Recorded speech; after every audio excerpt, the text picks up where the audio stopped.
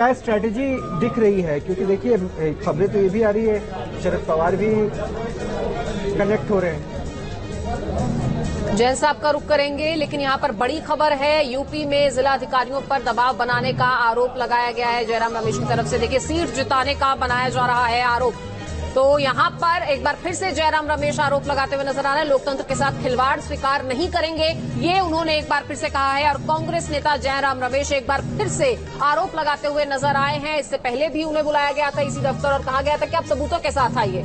और अब एक बार फिर से यही स्थिति बनती हुई, फिर से एक बार शिकायतों का वो पिटारा जो है वो बंद नहीं हो रहा है। मैं राहुल डबास का एक बार रुख कर रहा हूँ, प्रेम साहब से वापस संपर्क जोड़ने की कोशिश कर रहे हैं। राहुल, आप इलेक्शन काउंटिंग जहां पे हो रही है वहां पे है, क्या वाकई प्रोसेस स्लो है या फिर कांग्रेस जो आरोप लगा रही है उस पर अभी कोई खास महत्व देने की जरूरत नहीं, क्योंकि हो सकता है पॉलिटिकली मोटिवेटेड हो? क्या समझ में आ रहा है, जरा इसको क्लियर कीजिए।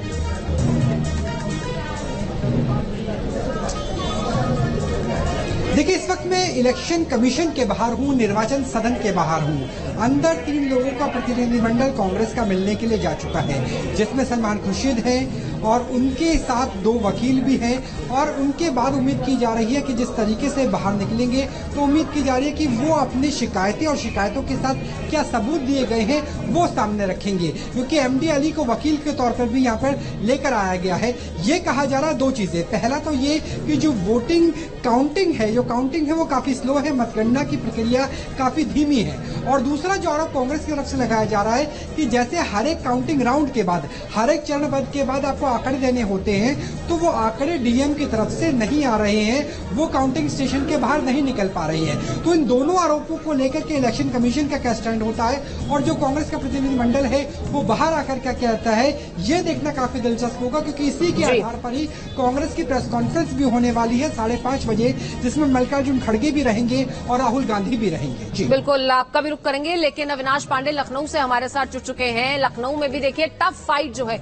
अविनाश सिंह लखनऊ से हमारे साथ हैं, तो वहां पर भी एक टफ फाइट देखने को मिल रही है। बहुत ज्यादा मार्जिन नहीं है, 50-51 हजार का कुछ मार्जिन है। राजनाथ सिंह आगे चल रहे हैं। क्या स्थितियां बनती हुई नजर आ रही हैं?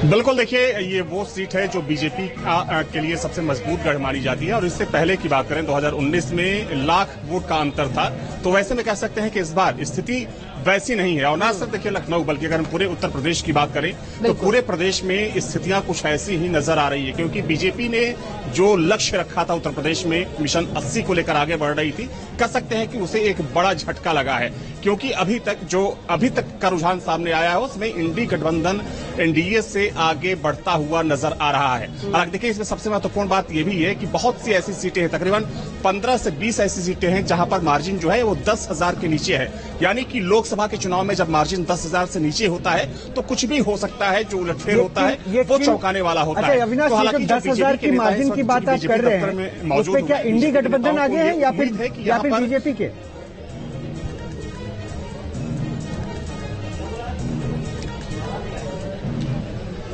जी, इसमें तकरीबन 15 ऐसी सीटें हैं जिसमें इंडी गठबंधन आगे है। यानी कि तकरीबन मान के चलिए कि 1000 से लेकर जो ये आंकड़ा है, और कितने राउंड की काउंटिंग हो गई है और कितने राउंड की बची है, सीटों पर गठबंधन जो है वो आगे है।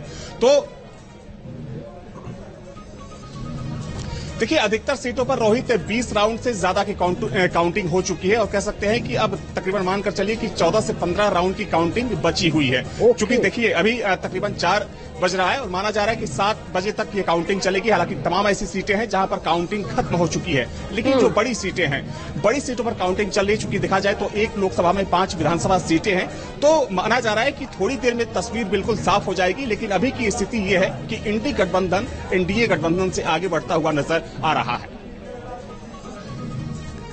तो अब तक के रुझानों की जो 5 बड़ी बातें हैं वो क्या है, कैसे इन्हें समझा जा सकता है, इसके लिए रुख करते हैं हमारे सहयोगी संजय यादव का।